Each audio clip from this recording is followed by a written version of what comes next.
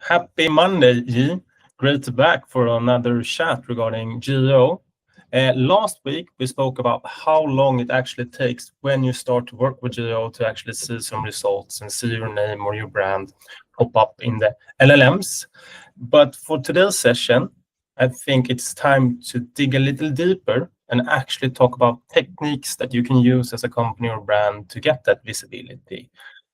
So let's start there. As a company, what's the first step you should start working with to get that visibility? Yeah, good question, and happy Monday, Alex. I think to break down that question, I would say the most important thing, maybe we should start with mapping out the most relevant prompts and search terms. In the traditional SEO world, basically we're talking about the most important keywords. So I think that's equivalent. In that case, we understand what prompts and the terms we should be working on and should be monitoring. Okay, but when we have that understanding, what would be like the next part? So we know the prompts that we should be visible in. I know that already. What should I do next? Yeah, next, I think we should start with auditing your current performance, which is visibility, as the term we talked about last time, how often AI actually cites your brand and links.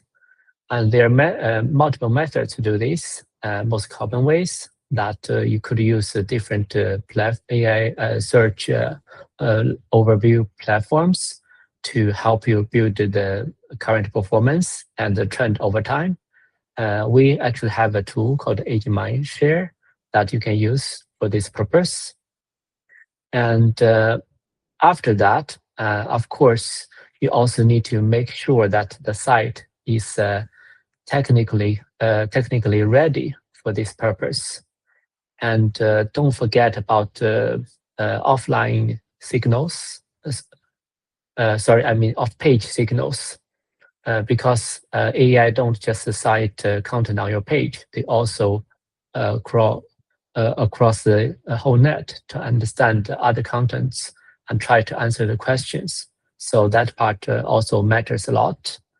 And finally, but of course, probably is also the most important thing, that we need to set up a good way to monitor the trend and the change. So we understand all the efforts we give will bring good performance to us. Interesting. You said one thing about the technical aspects. Could you sling back to that and get a bit more concrete what you actually mean with technical part? That would be great.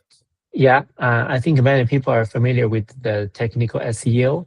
So in this case, it's quite similar. First, you need to make sure the pages are crawlable. So AI actually can crawl and read the content on the page.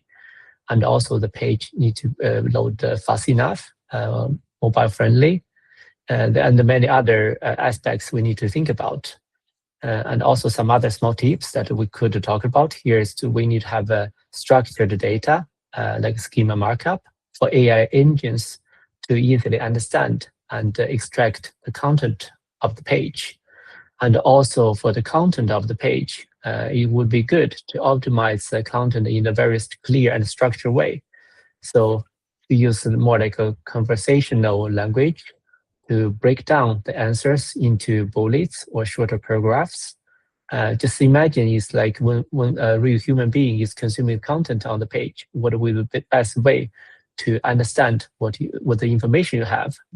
And best practice could also be that try to format the questions and answer-based information, so people can easily digest what this is about and what answer you're trying to give.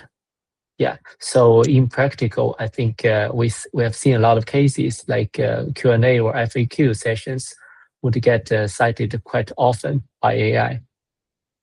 A bonus question maybe, or once again, stepping back from what you started with in that sentence, it's crawlable. I think we always talk about your site needs to be crawlable, your app needs to be crawlable, your information needs to be crawlable.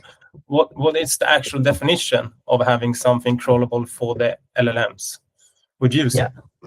Yeah, there are some technical definitions. Like you could make, if you don't want, actually, you could make the site not crawlable by AI. But of course, in our case, we would want to do the opposite. So one easy case, I think probably many people experience would be if you give the same link to OpenAI or to Perplexity, for example. Sometimes you could experience that the link could be accessed by Perplexity, but not by OpenAI. So that's something we definitely need to think about. Okay, perfect. Another thing that's been asked quite a lot is backlinks still as important as when we're talking about SEO? So is backlinks important for GEO as well, or is it the main information on your site that's more important, or is backlinks still valid? Yeah, I think both matter. Of course, content on the page, as we said, you need to have it in a very structured way, easy to digest.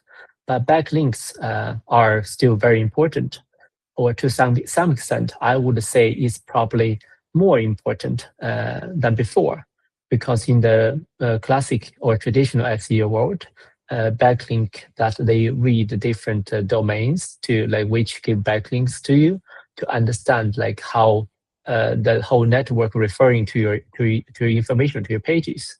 But in this case, AI would rather actually to read the content on those pages or places, try to understand how people or other sites generally talk about you.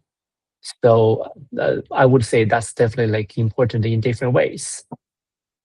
And I think just to highlight something, if you have more questions regarding the comparison between GEO and SEO, we have an entire webinar when we break that down in, I would say, pretty detailed level. So don't forget to watch that if you don't think we cover it well enough in this little chat.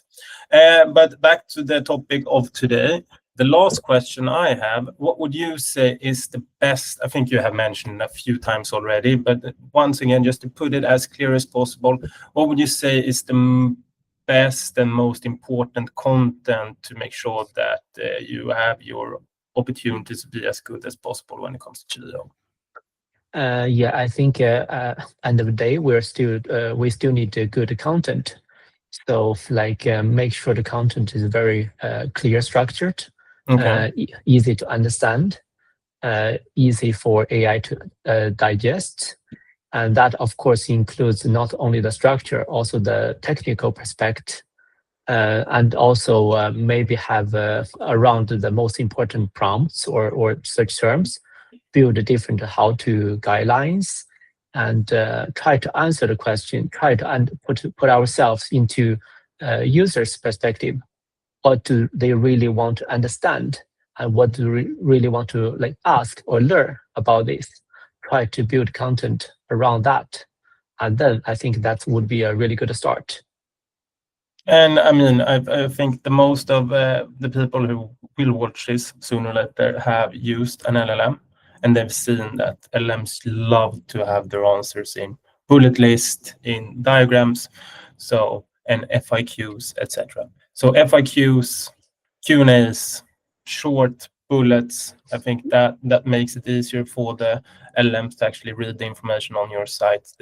We think we don't have the absolute answer, but we think they prefer that towards one-pager. So make sure that you have your information as concrete as possible. Yeah, absolutely. As you said, we cannot say it for sure, but in all the cases we have tested, that definitely has been validated every time. And on top of that, another format of content, table, for example, we see that it's also very often picked up by AI. So try to make the content easy to consume. Don't give very long sentences and long paragraphs. That would be my suggestion. Thank you. It's Monday. I know you're a busy man here, so let's keep this short and sweet for today, and let's bring it back next week. But for now, if you guys have any other questions, feel free to reach out, contact@growthmarket.se, or just reach out to me or you. Thank you for today. Thank you. Have a good Monday.